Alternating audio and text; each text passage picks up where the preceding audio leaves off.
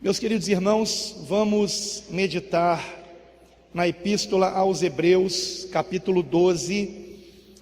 Estaremos fazendo a leitura de 10 versículos. Nos diz assim o texto sagrado: Portanto, nós também, pois que estamos rodeados de uma tão grande nuvem de testemunhas, deixemos todo o embaraço e o pecado que tão de perto nos rodeia, e corramos com perseverança a carreira que nos está proposta, olhando para Jesus, autor e consumador da fé, o qual, pelo gozo que lhe estava proposto, suportou a cruz, desprezando a afronta, e assentou-se à destra do trono de Deus. Considerai, pois, aquele que suportou tais contradições dos pecadores contra si mesmo, para que não enfraqueçais, desfalecendo em vossos ânimos.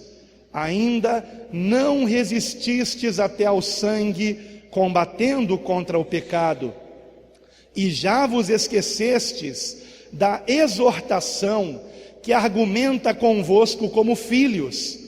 Filho meu, não desprezes a correção do Senhor, e não desmaies quando por ele fores repreendido, porque o Senhor corrige o que ama e açoita a qualquer que recebe por filho. Se suportais a correção, Deus vos trata como filhos, porque que filho há a quem o pai não corrija? Mas se estais sem disciplina, da qual todos são feitos participantes, sois então bastardos e não filhos. Além do que, tivemos nossos pais segundo a carne, para nos corrigirem, e nós os reverenciamos. Não nos sujeitaremos muito mais ao Pai dos Espíritos para vivermos? Porque aqueles, na verdade, por um pouco de tempo nos corrigiam como bem lhes parecia, mas este para nosso proveito, para sermos participantes da sua santidade. Amém. Somente até aqui. Os irmãos podem sentar-se, por favor. Glória a Deus. Meus queridos irmãos, eu não seria o pregador de hoje, mas Deus, na sua graça e misericórdia, ontem à noite, na minha meditação, recebi do Senhor essa palavra que eu quero compartilhar com vocês. Não tive muito tempo para elaborá-la, porque fiquei sabendo ainda há pouco, há cerca de 1h30, que eu teria que trazer a palavra. E uma coisa eu aprendi como pregador: nós temos que pregar aquilo que está ardendo no nosso coração. No domingo passado eu compartilhei com o pastor Geraldo, na verdade eu pedi socorro a ele, perguntei a ele se a palavra que ele pregou em Nova Iguaçu, se ele já tinha pregado aqui, e ele disse que não. Então eu pedi que ele pregasse essa mensagem que ele levou em Nova Iguaçu aqui no domingo à noite, porque eu tinha algumas mensagens no coração, mas elas não estavam ainda no ponto, né? E aqueles que pregam sabem o que significa isso. E o interessante é que aquilo que eu meditei ontem está ardendo mais no meu coração do que aquilo que eu teria que pregar domingo se o pastor Geraldo não tivesse me socorrido.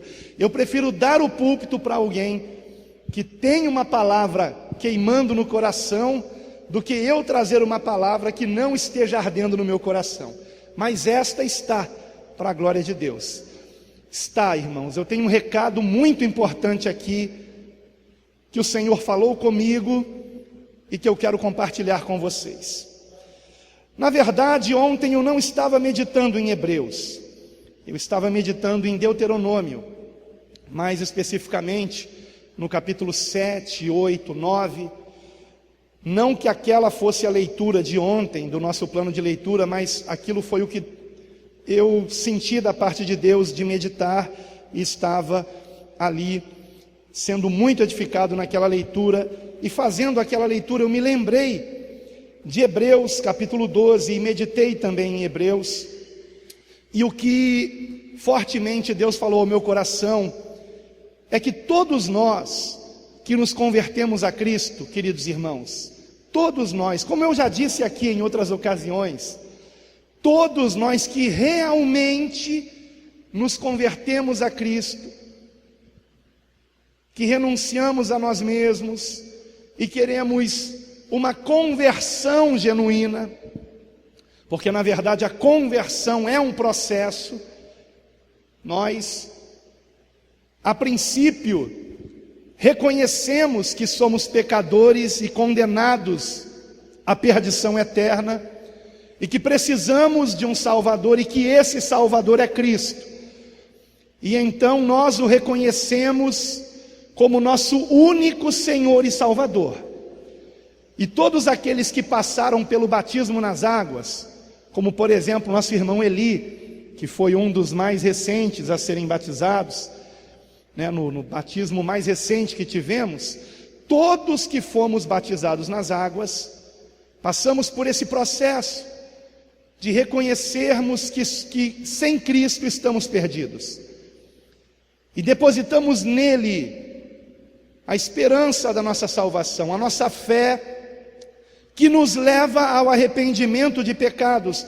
O arrependimento de pecados é a primeira evidência da fé.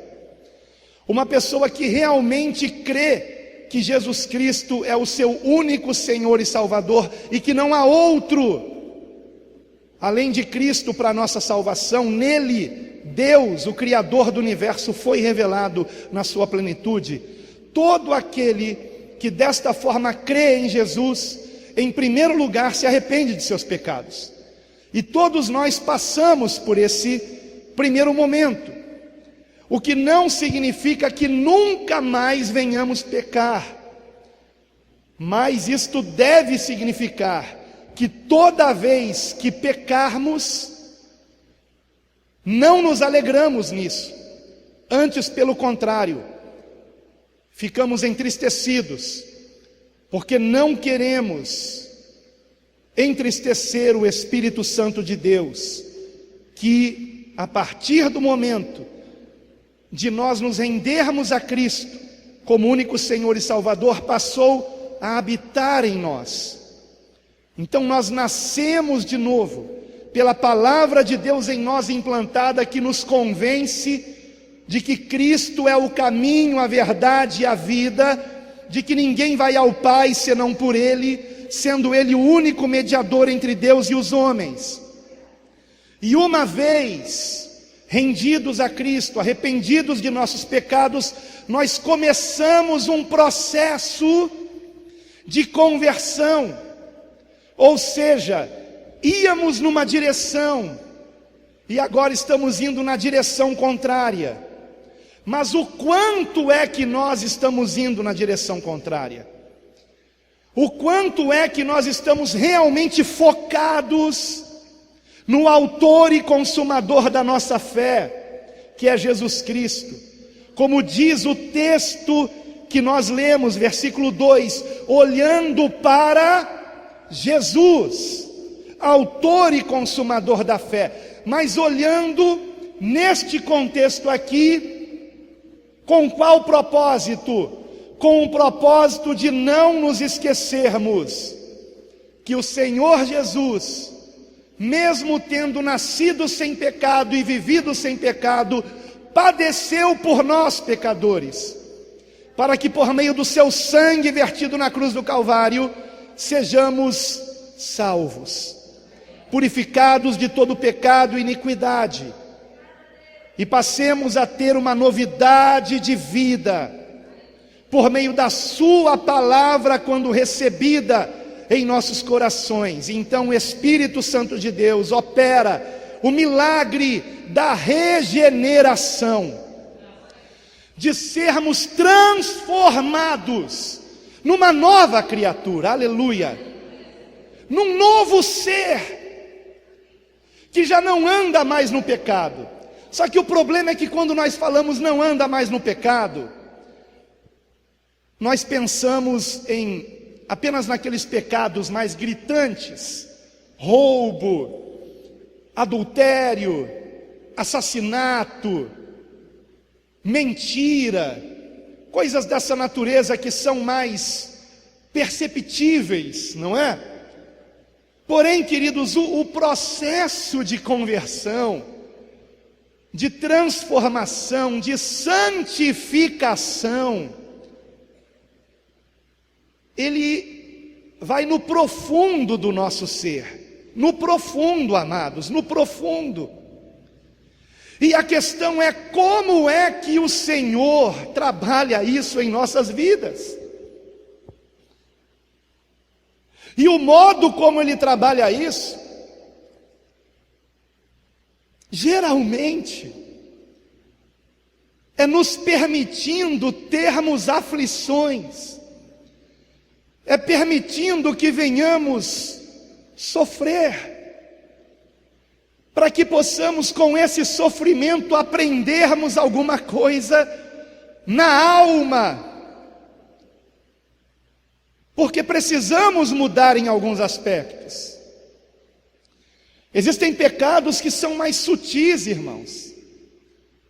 O pecado da ganância, o pecado da inveja, o pecado do orgulho, da soberba, o pecado do egoísmo, o pecado da vaidade, e assim por diante. E será que nós estamos percebendo que coisas que acontecem na nossa vida, e que nós atribuímos ao diabo, antes nós deveríamos dar graças a Deus, porque se nós, queridos irmãos, somos de Cristo, o maligno não nos toca, ele não nos toca. E foi isso que mais uma vez o Espírito Santo falou comigo na meditação de ontem à noite, me fazendo compreender que quando nós estamos passando por situações que aparentemente são ocasionadas por Satanás e seus demônios, ao mesmo tempo estamos nos esquecendo que nós somos de Cristo, e que, sendo de Cristo, o maligno não nos toca. Somos filhos de Deus, e como filhos de Deus, podemos chamar de Pai o nosso Criador, e ter um relacionamento de intimidade com Ele, e nos esquecemos que Ele nos ama, e que Ele está no controle. Ele está no controle, ainda que a sua vida pareça estar de cabeça para baixo, há um propósito divino nisso, há um propósito.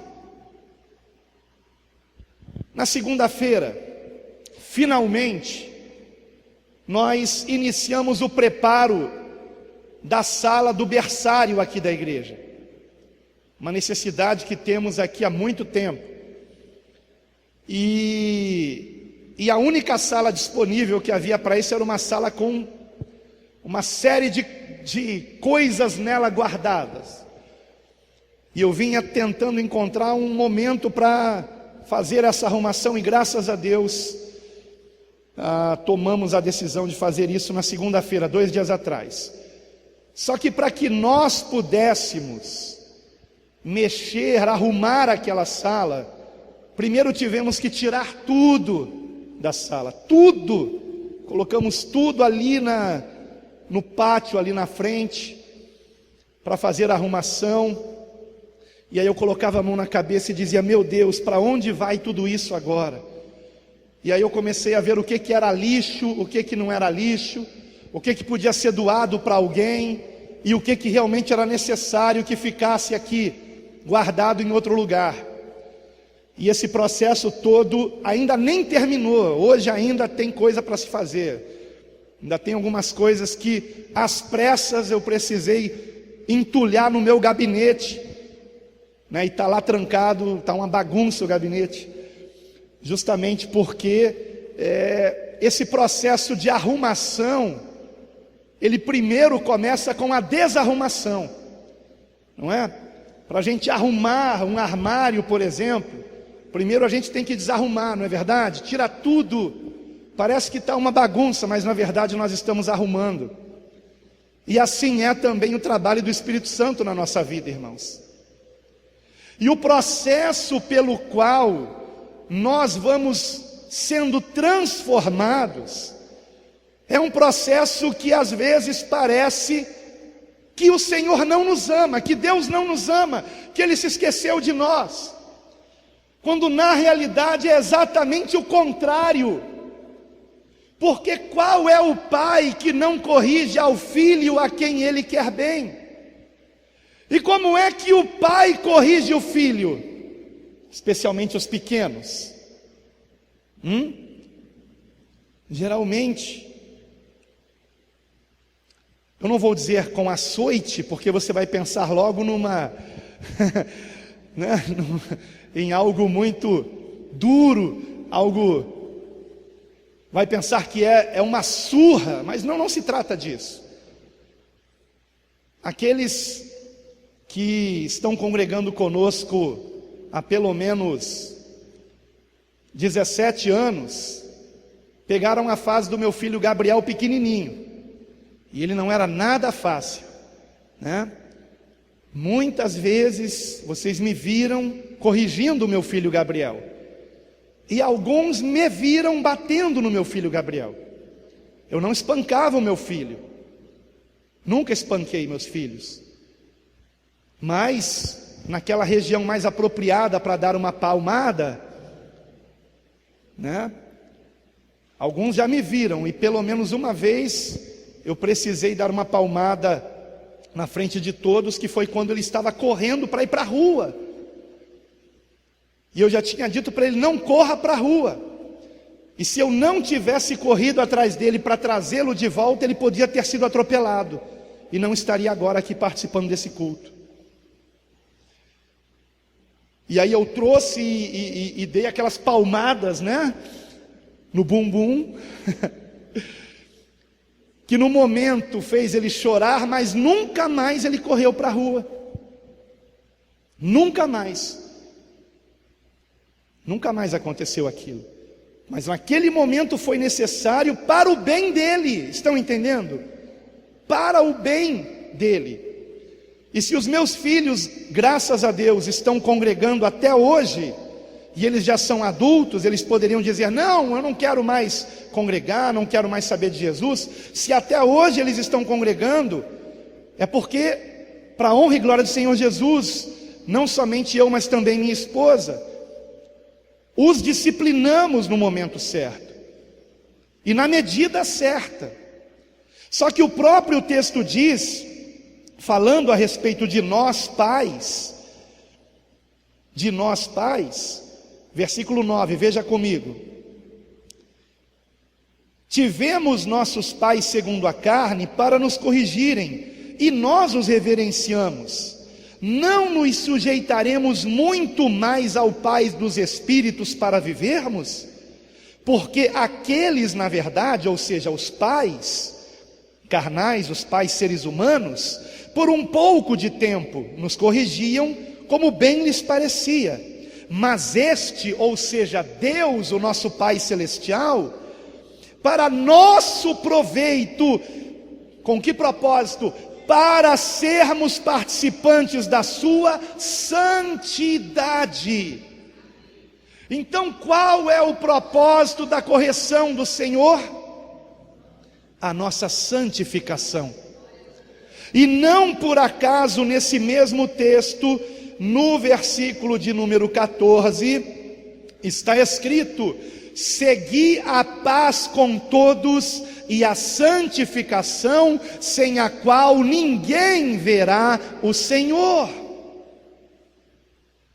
Então o Senhor nos corrige para que sejamos santos.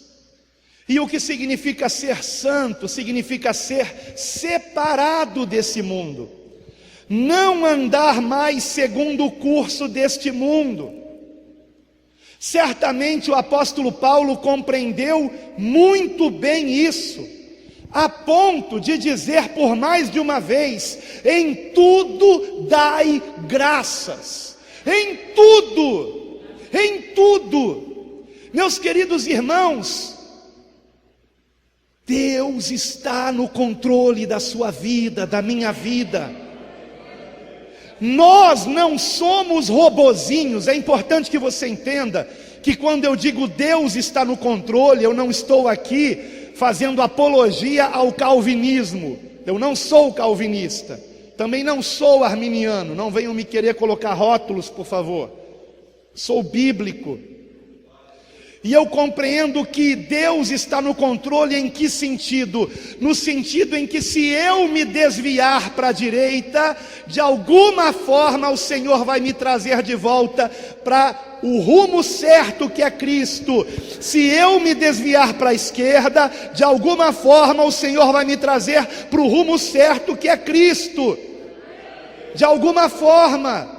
E geralmente tem que ser por meio da aflição. Geralmente é assim. Prova disso é a meditação que eu fazia ontem.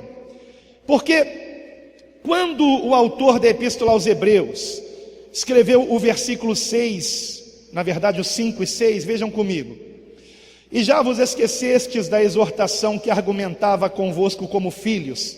Filho meu, não desprezes a correção do Senhor, e não desmaies quando por ele fores repreendido, porque o Senhor corrige o que ama, e açoita a qualquer que recebe por filho. Quando o autor escreveu estes versículos aqui, certamente ele estava se lembrando de Provérbios, capítulo 3, versículos 11 e 12, onde encontramos praticamente exatamente isso mesmo. Está escrito o seguinte em Provérbios 3, 11 e 12: filho meu, não rejeites a correção do Senhor, nem te enojes da sua repreensão, porque o Senhor repreende aquele a quem ama, assim como o pai ao filho a quem quer bem. Porém, creio que ele também estava se lembrando do texto que eu meditava ontem, em Deuteronômio, no capítulo 8, versículos de 1 a 5, se você quiser, acompanhe comigo a leitura. Deuteronômio,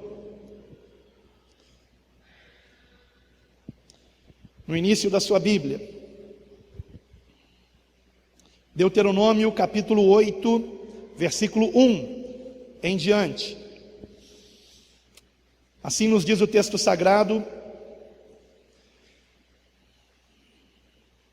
todos os mandamentos que hoje vos ordeno, guardareis para os cumprir, para que vivais e vos multipliqueis, e entreis e possuais a terra que o Senhor jurou a vossos pais.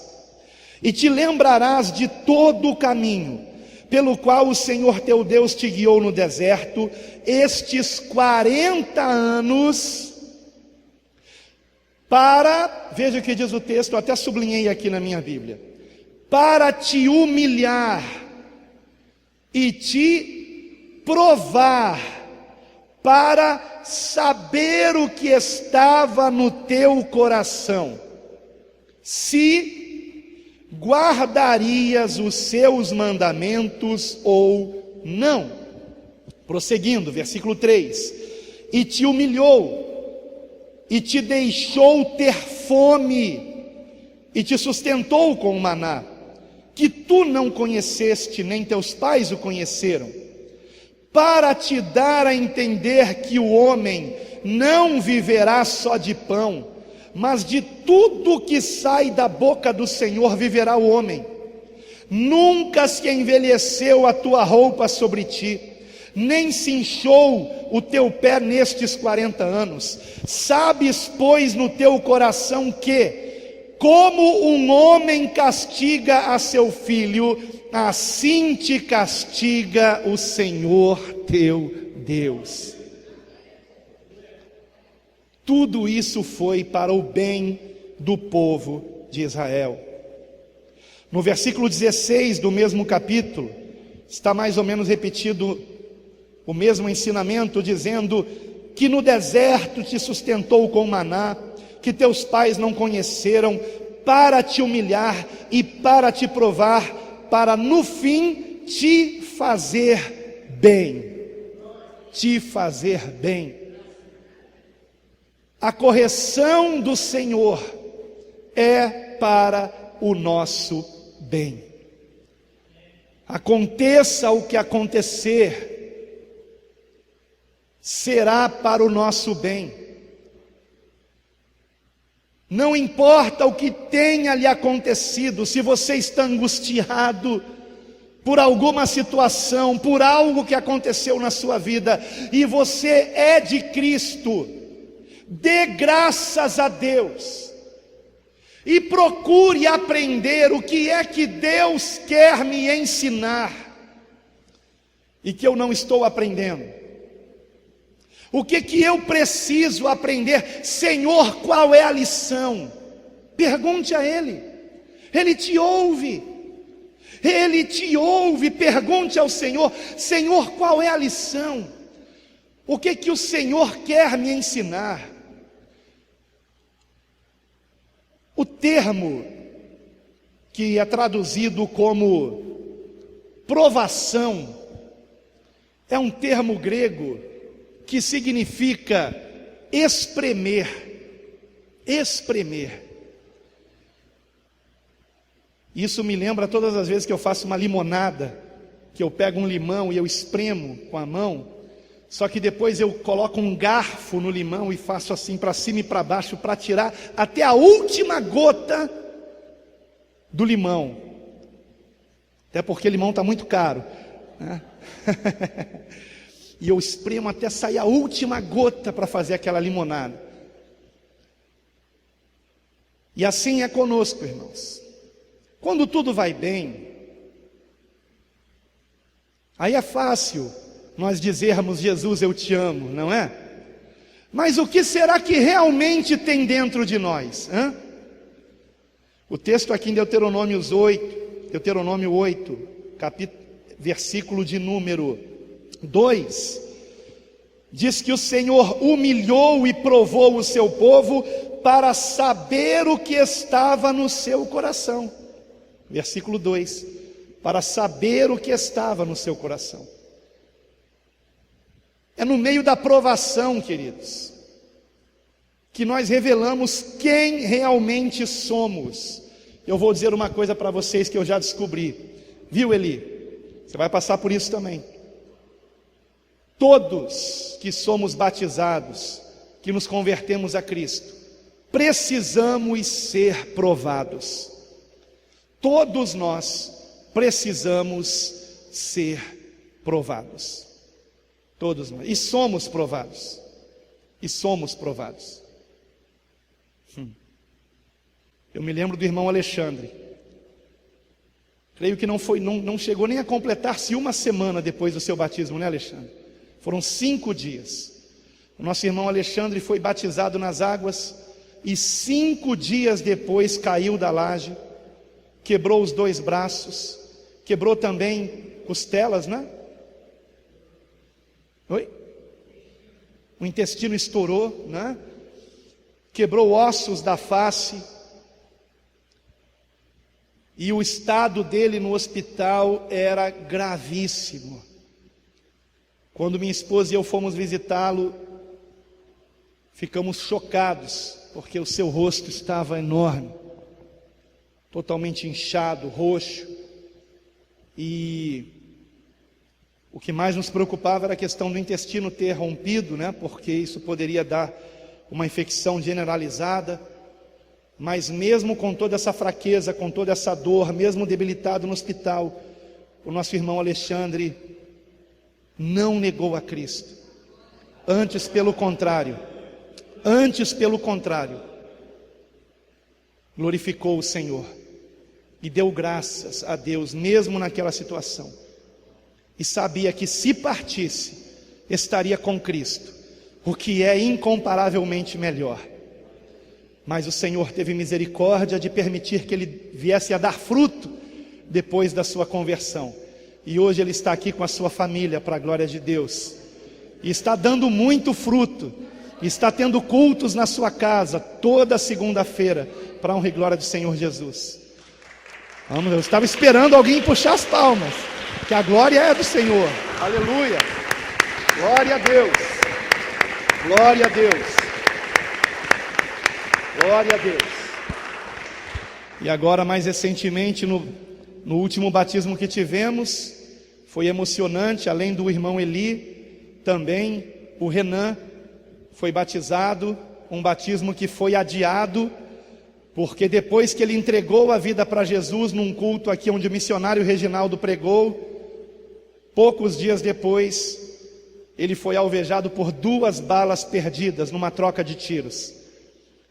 E mesmo assim, no hospital, entre a vida e a morte, também não negou a Cristo. Mas ele foi provado naquilo, e aprovado.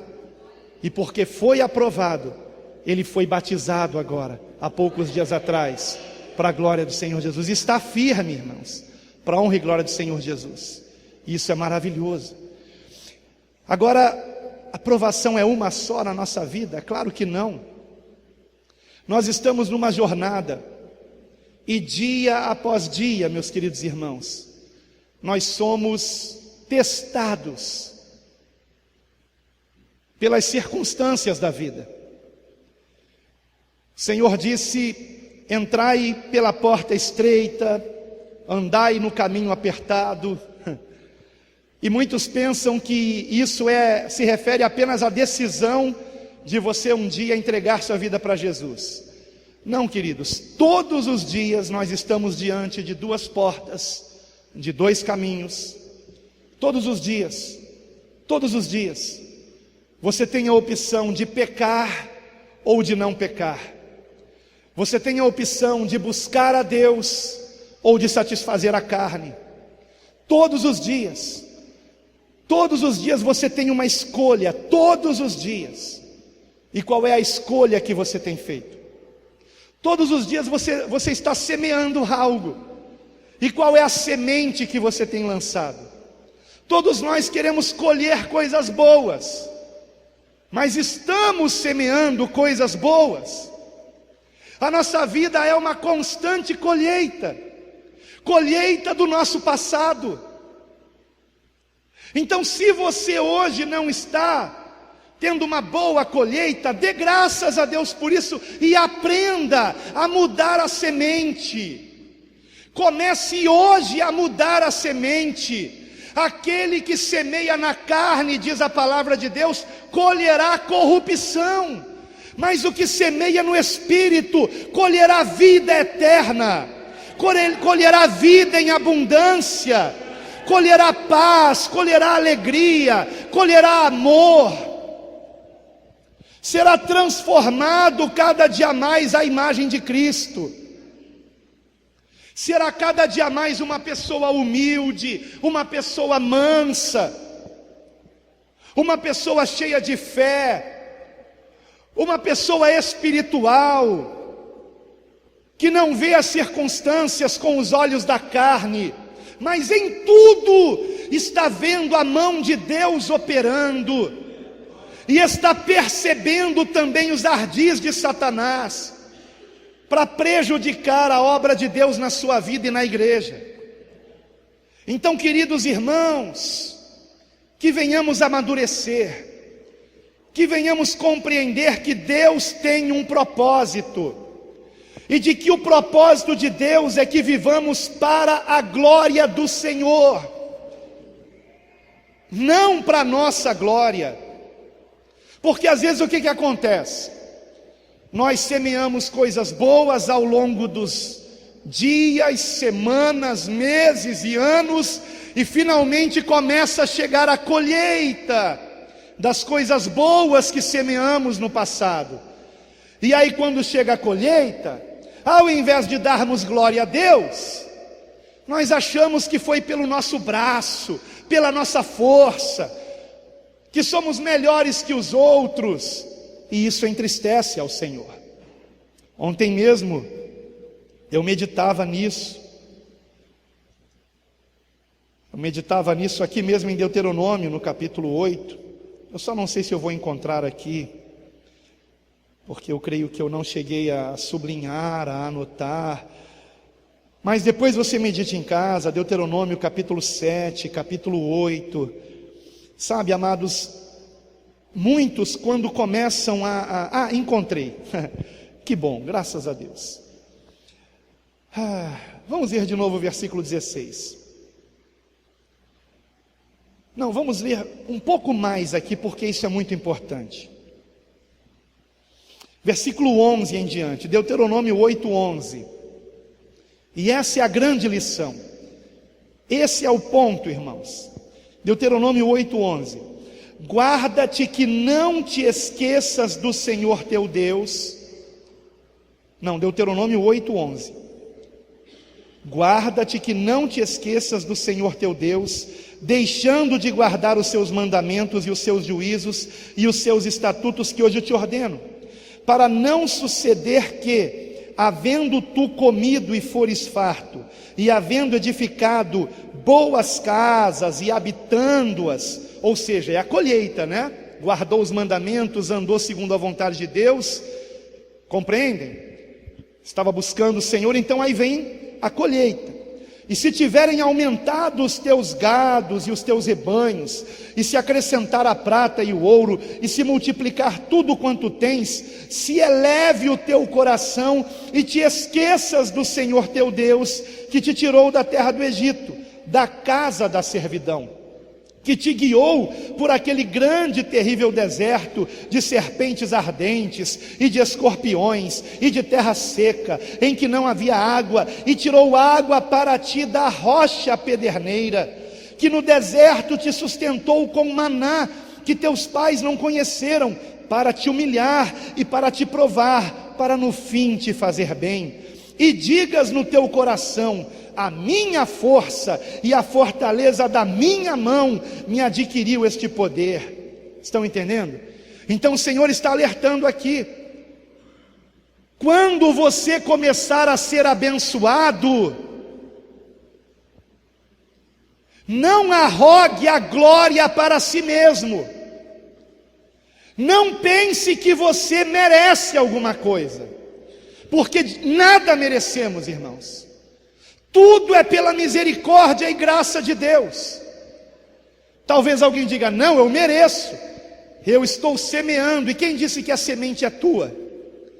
E quem disse que a força é tua, que a saúde é tua?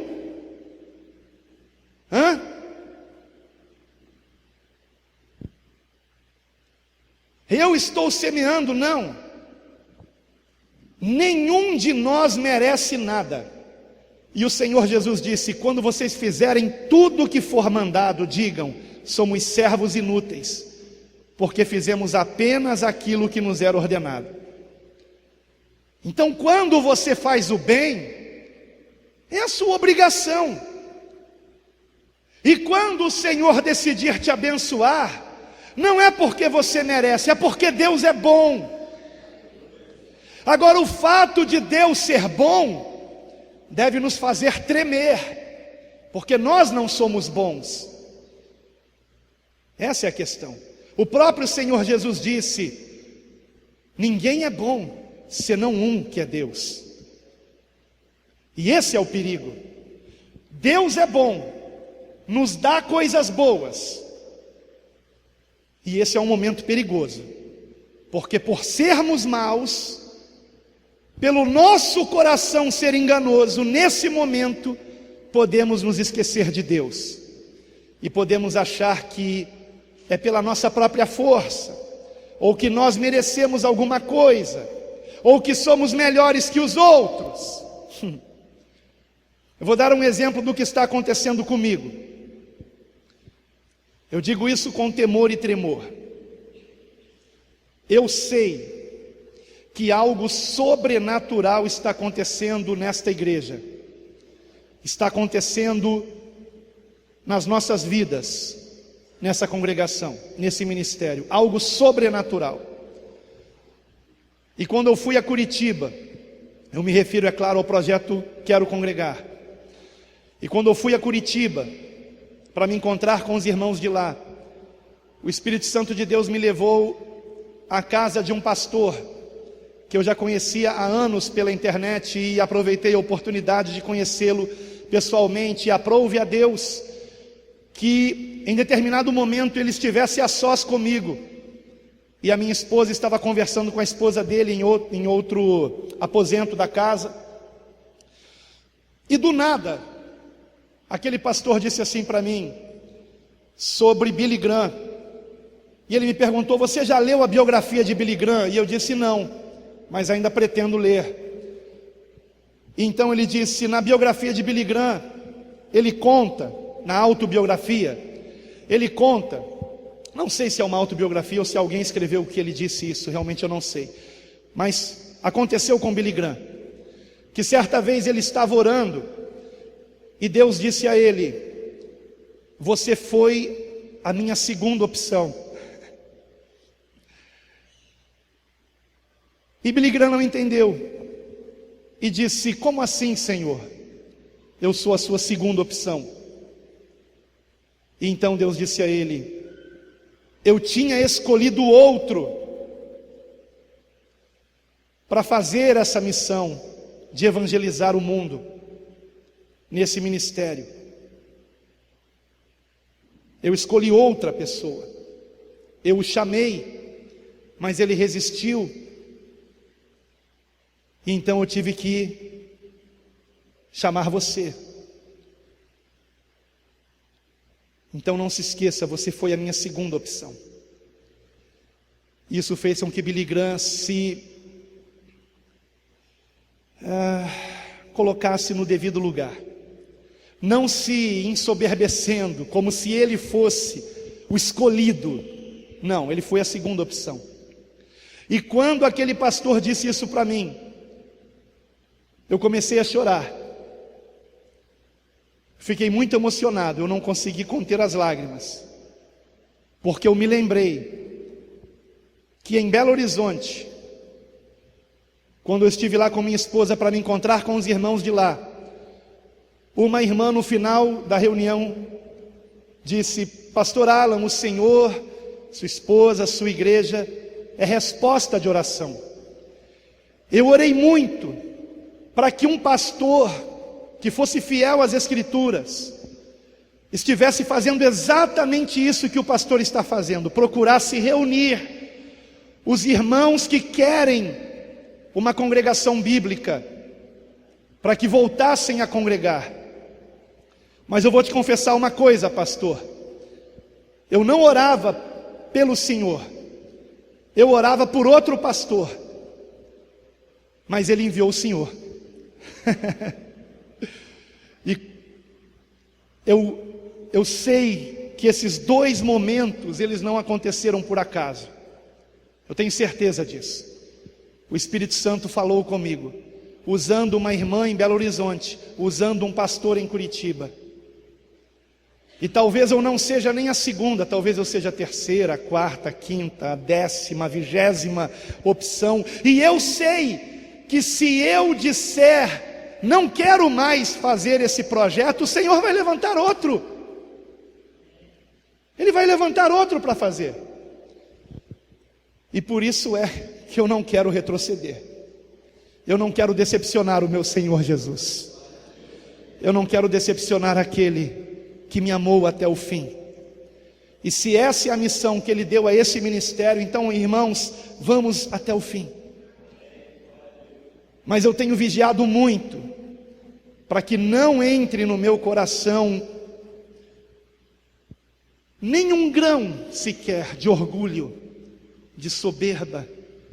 E se em algum momento eu parecer orgulhoso ou soberbo disto, me avisem, por favor. me alertem. É o caminho mais perigoso, mais perigoso. Vejam a continuação do texto, versículo 17, vamos ler novamente. E digas no teu coração: a minha força e a fortaleza da minha mão me adquiriu este poder. Antes te lembrarás do Senhor teu Deus, que é Ele o que te dá força para adquirires riqueza, para confirmar a sua aliança, que jurou a teus pais, como se vê neste dia. Será, porém, que se de qualquer modo te esqueceres do Senhor teu Deus, e se andares após outros deuses, e os servires, e te inclinares perante eles, hoje eu testifico contra vós, que certamente perecereis. Então lembrem-se disso, toda glória é de Deus, e Ele é Deus, o nosso Pai, e sendo nosso Pai, Ele cuida de nós. Não há nada que aconteça na tua vida, na minha vida, em nossas vidas, sem a permissão do Altíssimo. Nem sequer uma folha de árvore cai sem a sua permissão. Deus tem todo o poder, o Senhor Jesus Cristo, a Ele foi dado todo o poder nos céus e na terra, e Ele é o nosso Senhor, e nós somos dEle. Se Deus é por nós, quem será contra nós? Não temas, não temas, dê graças a Deus, aconteça o que acontecer, imediatamente no momento em que vier a notícia que vem abalar o teu ser, se prostre de joelhos e dê glória a Deus, e diga: Senhor, eis-me aqui, ensina-me o que eu tenho a aprender nesta situação. Alguma coisa Deus quer te ensinar. Ele é nosso Pai. Nós estamos sendo disciplinados. Se aprendermos a lição, a disciplina acaba, e vem os dias da bonança, mas seremos testados, e continuaremos sendo testados. Quando vierem os dias da bonança, se dissermos que merecemos, que tudo que nos acontece é porque, sim, eu mereço isso, eu sou bom, eu sou melhor, você irá perecer. E ainda que Deus não te tire nada até o último dia da tua vida,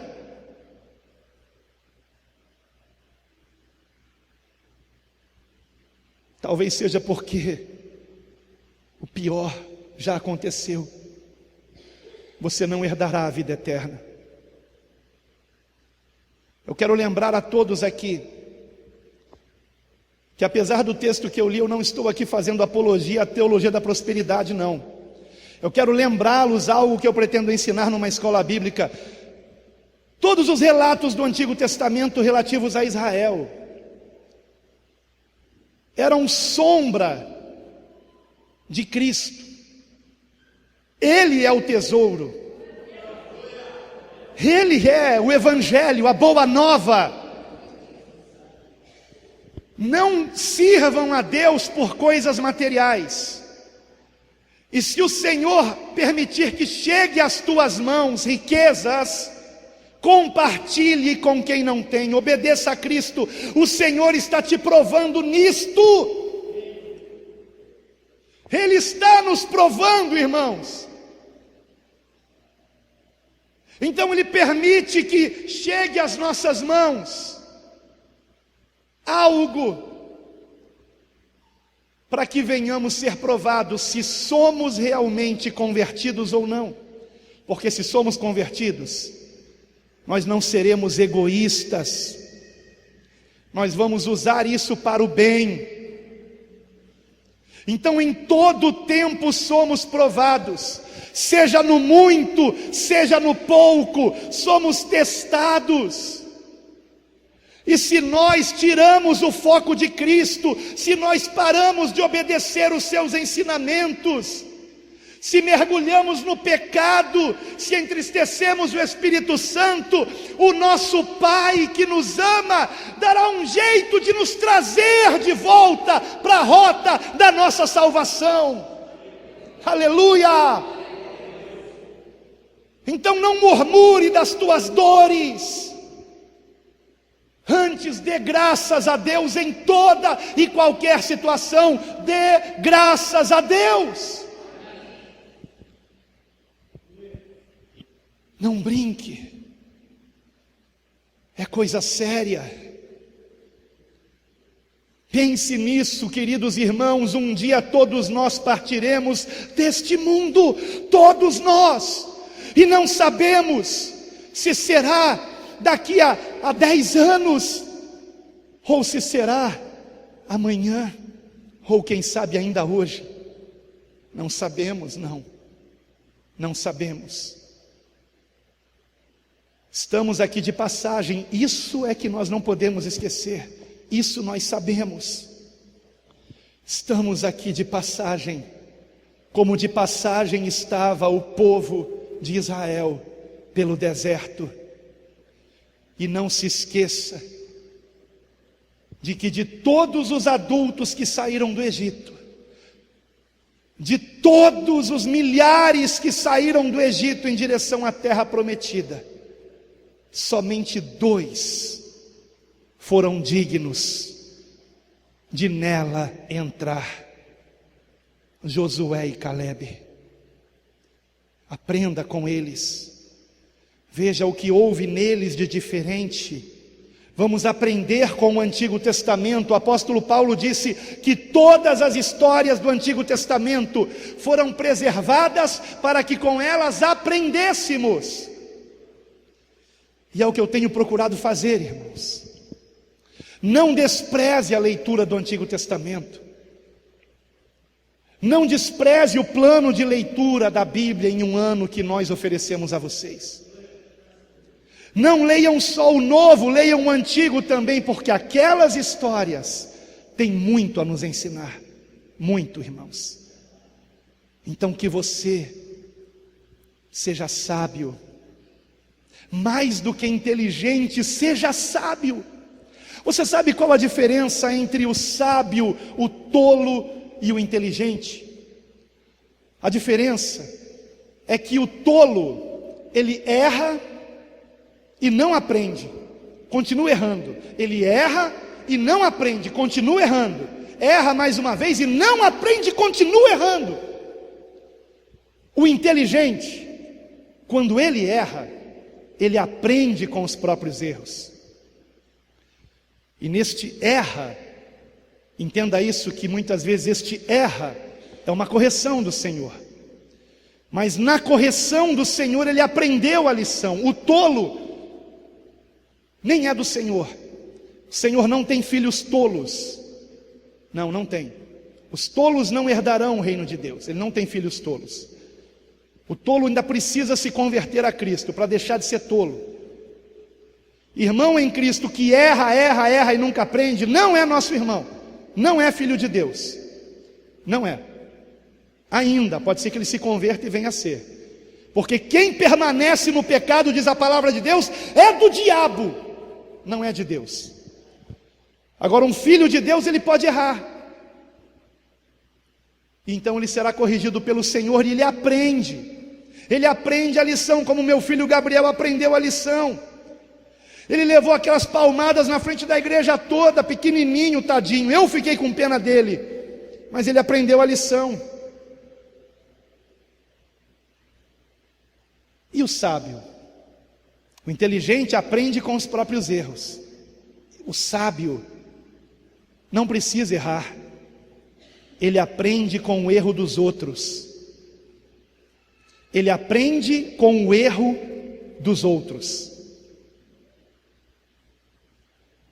Ele não precisa errar. Quem é você?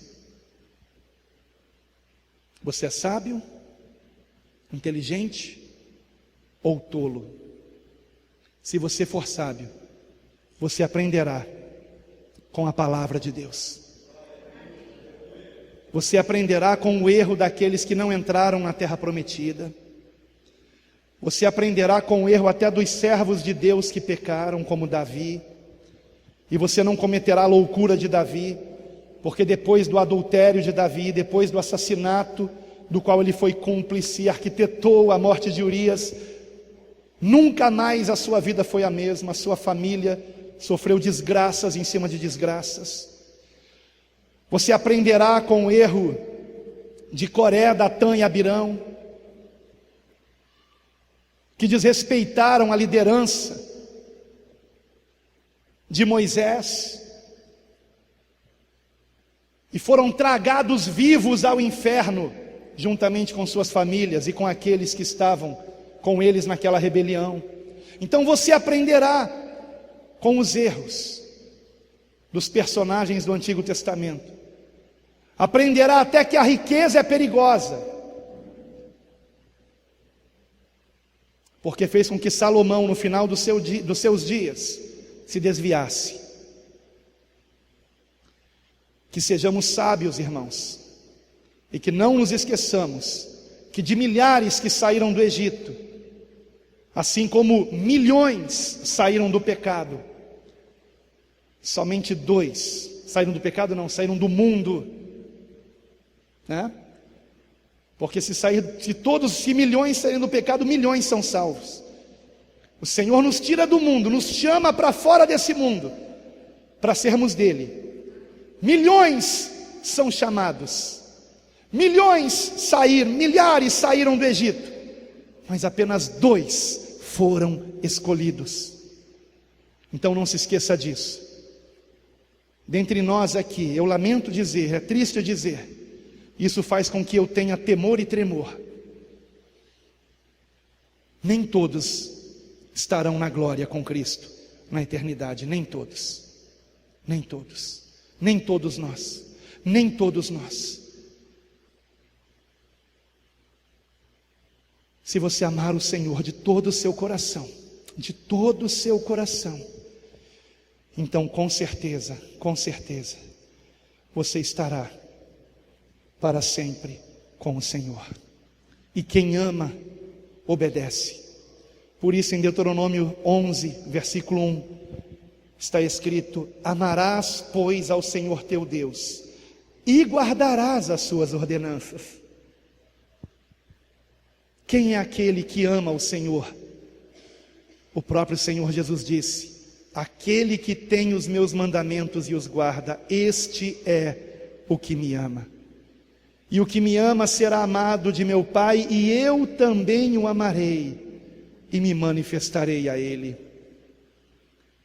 Vamos amar o Senhor, porque Ele nos amou até o fim. Então, queridos irmãos, compreenda, a correção do Senhor na sua vida é prova de que você é filho de Deus, de que Deus ama você, e Ele jamais te abandonará. Oremos. Ó Senhor, nosso Deus, nosso Pai, te damos graças, Pai, por esse importante ensinamento, Senhor. Te damos graças, Pai querido, pela Tua correção em nossa vida. Perdoa-nos, ó Senhor, quando nós atribuímos ao diabo a Tua permissão para que venhamos nos tornar mais humildes, para que venhamos abandonar o orgulho, a soberba, para que venhamos deixar de confiar no nosso braço, na nossa força, e venhamos, ó Pai, dar glórias ao Senhor. Somente a Ti seja toda a glória para sempre, ó Deus. Ó Senhor, como diz a Tua palavra, quando somos corrigidos pelo Senhor, naquele momento isso parece algo ruim, doloroso, mas ajuda-nos, ó Pai, a compreendermos que é para o nosso próprio bem, que é para que venhamos nos arrepender de nossos pecados e sermos salvos. Venhamos nos arrepender não somente dos pecados mais visíveis e comuns, mas também dos pecados mais sutis. Venhamos nos arrepender de acharmos que somos melhores do que o nosso próximo. Venhamos nos arrepender de querermos ter razão em tudo. Venhamos nos arrepender de sentirmos alegria ao ganharmos um debate, uma discussão, como se o propósito da vida cristã fosse contender.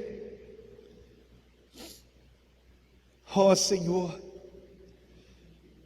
que venhamos aprender, ó Deus, a sermos humildes e mansos, como o Senhor Jesus que disse: aprendei de mim que sou manso e humilde de coração, e encontrareis descanso para as vossas almas. Que venhamos aprender com o Senhor, com o exemplo de Cristo, que venhamos andar no seu caminho de fé e santificação e amor ao próximo. Que venhamos compreender, Pai, que a Tua vontade é que nos amemos uns aos outros, como o Senhor nos amou. E que se existe algo de bom em nós, isto vem de Ti, não vem de nós mesmos. Toda a glória é Tua. E Pai, aprendida a lição, que venhamos nos humilhar na Tua presença, confessar o nosso pecado. Ó Deus, como já aconteceu comigo tantas vezes, Pai. E então, Senhor, virá o Teu perdão, e o refrigério, e a paz, e a alegria será restaurada, a alegria da nossa salvação em Cristo, para a Tua glória. Que assim seja, em nome do Senhor Jesus. Amém.